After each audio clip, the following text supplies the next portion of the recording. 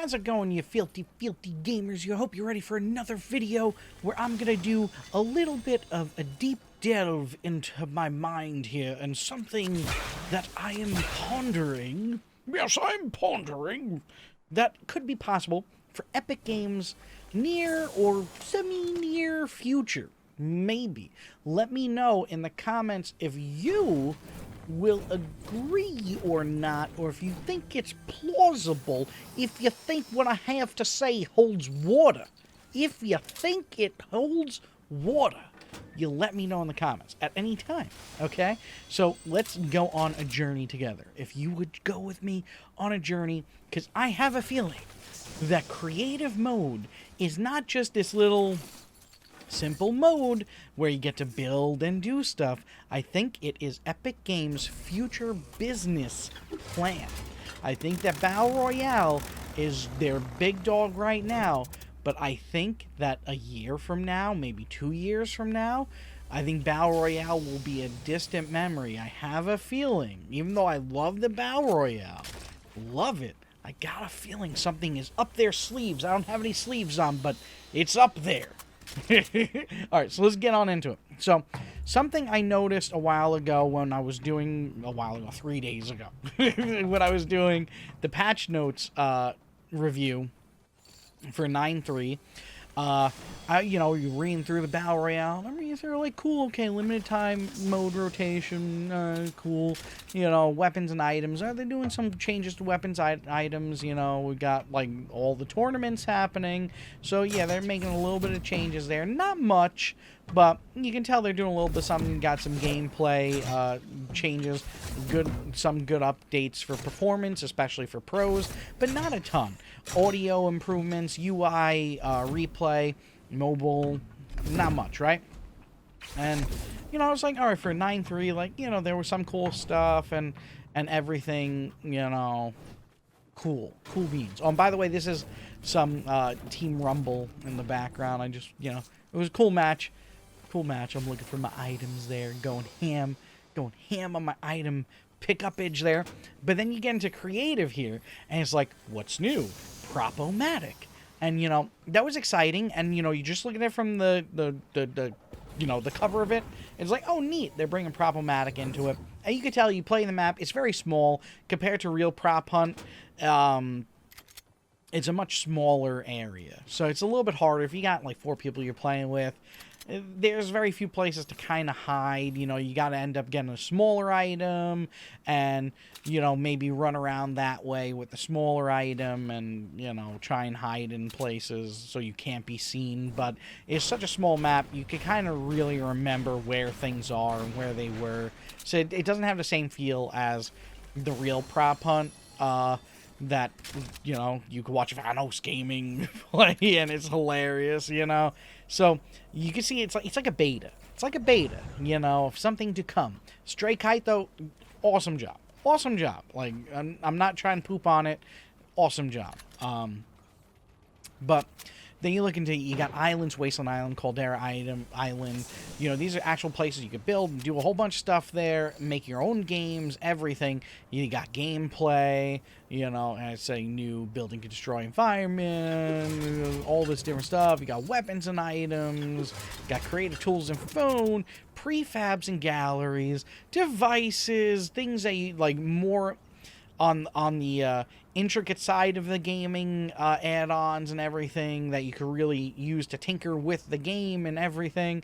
And golly, I'm scrolling a while, aren't I? Huh. And then it started being like, wow, they did a lot. They did a lot here. Huh. UI and social. And then you go to, like, save the world and, like, okay, gee golly. Not as much still, right? So in the 9.3 update, you see a change. There's a lot getting put into it. Then I was like, but has it been the same all this time? Like, what has, Battle Royale been getting loved the whole time? So I then look back at 8.2. What do we got added there? What's new? Floors, Lava, limited time mode. Really cool. And this is a nice change. It's a nice upgrade. Oh, we got a dart trap. How big of a difference as that. You know, get bananas and stuff now to regenerate. Limited time mode, floor is lava. Weapons and items. Now we're getting some changes to weapons and items. This was around time where a lot of people were getting a little bit annoyed with some of the changes and everything. You know, it's kind of been downhill. Then you got bug fixes and everything. Gameplay, events. You know, the events, like, you could kind of just delete this because it's just an event. It's not, like, too much, you know, getting changed or added to the game or anything. Then you get a little bit of performance updates, art and animation, audio, UI, spectating, mobile. I don't count mobile, really. Then creative. What's new? Creature spawner. Huh. When I heard that, I was like, this is a big addition here. Giving you the power to create creatures and everything, right? Huh. Could really do a lot with that. You, like, when you really think about it, you could do PvE modes, you could do a lot. And this is anyone in the community could use this. Shooting range, line up targets, and hone your skills using new gallery available in creative mode. Yay! New thing, shooting gallery. And you could do a lot with that as well. Islands, portals added to Creative Hub to access Battle Royale Island, added a waterfall along the edges of Playground Hub. You know, they're changing up the little hub area. And then you got gameplay additions, bug fixes for them, weapons and items, creative tools and phone, prefabs and galleries. So they are just pumping out prefabs and galleries. Devices. Now, devices, creature spawner. Spawn up 20 creatures. You got some known issues. The shooting gallery, all here. And new options, team settings, and inventory device. This is really in back-end type stuff. Poison dart trap, of course. You know, bug fixes, UI and social. And notice again, there's a lot there. We'll look at Save the World. Hey, you got some stuff here on Save the World on this one. Looks like they pumped out some stuff. You know, a lot of this, I mean, really, you could shorten this all here. It's just like, oh, here's a new pirate ninja, you know. It's like a lot of this information just takes up a lot of space, but it's not like that much, you know. But whereas this stuff is, this is like, these are some real additions getting out of here. So then I go back to 8.1. Again, what's new? The Bowler, everyone's favorite addition to the Pro League from what I hear. The vending machines there. Weapons and items, Bowler, infantry rifle, heavy assault rifle. You know, some things that people maybe could live without. Some things that, you know, I don't necessarily, I'm not getting into Pro League. I don't play competitively in the game anymore. So for me, I like this mode. I have so much fun in this mode. It is a blast. I only got 2 kills at this point. Oh, just wait. Oh, just wait. Battle Royale, crossplay matchmaking, gameplay stuff, like cool, you know, fixed some stuff. Limited time mode, I mean, really, you could just delete this. Welcome to Getaway. In this mode, players will race, find Jewel, and take a getaway van before everyone else. It's basically Battle Royale where you do a thing in the Battle Royale. Cool. I mean, it was a nice addition, you know, work had to be put into that and everything. But, you know, we're not seeing, like, high-end stuff yet. You did get some performance there. Got some love on the UI and everything. Replay, and, of course, mobile. I don't count it, really. Then creative, what's new? New islands and theme. Jump into new exotic island locations. Build your best beach retreat with a new wooden lodge theme while enjoying a perfect volcanic tropical view. Huh. So they built a new map for you. New game options, offense and defense. We've added new game rule options that allow you to further customize team settings instead of advanced PvP games. So now you can go, yet again, into the back end of the game. This is stuff that real game creators utilize to do a lot. So you got the islands, you got the gameplay, you got the weapons and items, the creative tools and phones, the prefabs, the devices. Oh, man, the UI, the playground, the performance. Yet again, quite depthful stuff. But as you're going back, you notice there's a little bit less. But you can really see it's been ramping up, ramping fast. So then I was like, let me look further into it. Let me look further into it and see if there's anything else I can find out about Epic and where they're going and everything in the future. And I'm interested in the cryptocurrency sphere. It's something I've been like a hobbyist in and I've been researching for the past few years. I wish I had money to get into it. Just saying, look into it. Just saying. So I find out this. Fortnite maker teams up with crypto Steam competitor to boost game development. And I was like, huh, because this is CoinDesk. This is like a very big cryptocurrency website. Oh, Bitcoin's up to 10.8. Oh, man. Ethereum up to 311 there. Bam. Going ham, going ham. Game platform built on crypto is teaming up with the creator of Fortnite, Epic Games. So I'm like, ooh, this is bigger than just Fortnite. As revealed exclusively of CoinDesk, game developers using Epic Games' Unreal Engine will receive better business terms if they deploy their titles on the Abyss. I'm like, what is the Abyss? And I'm like, so this happened in May 22nd. So this is new. But you don't just release something like this without previously having worked on it. Huh. Like maybe since 8.2? Or, you know, when did this happen? When did we get into this here? When did we start deploying this functionality? Funded by initial coin offering ICO in 2018, rewards game devs with purchases made on the platform. Okay. So this is going to link in with Epic Games and Unreal Engine. So every Unreal Engine game, this is good to link into it. Gosh. A cryptocurrency coming into Epic Games utilized on the Unreal Engine, which, Fortnite is on that engine, is it not? Unreal Engine 4 scales to hundreds of millions of players, and access to premier support and connections with global community can be critical to success large-scale games with live operations. Golly gosh, so now you're getting some funding in on it. You create something, and then you get rewarded with purchases made on the platform. So where would creative be going in the future? Where is creative now? What are they doing with creative now? Let's look at creative, shall we? So you go to the creative island. Ooh, it's so pretty, isn't it? It's so nice. Ooh, golly.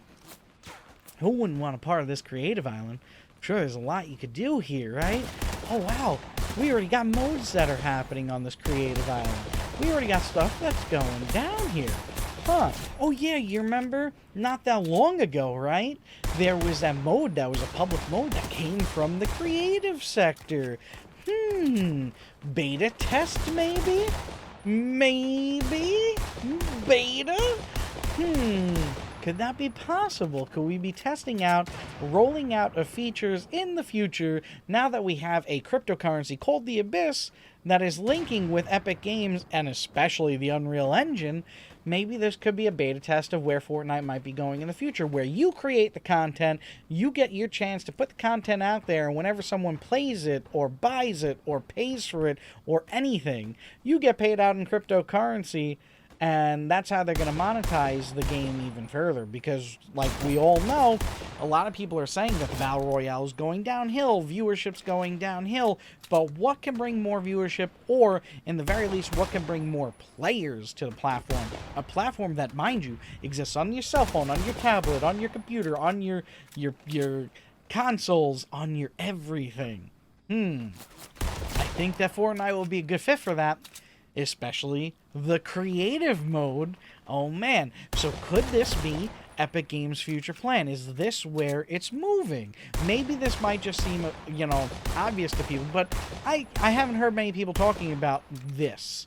So I figured I would talk about it today and bring it up. Like, maybe their plan is to utilize these modes. So I'm looking more into what these modes are, what you do in them right now, and they all kind of do seem rudimentary. Like I mentioned earlier, the prop hunt mode, it is kind of rudimentary. It's smaller. They're not letting you build like too big right now, but you can build quite a few things into these smaller areas for now.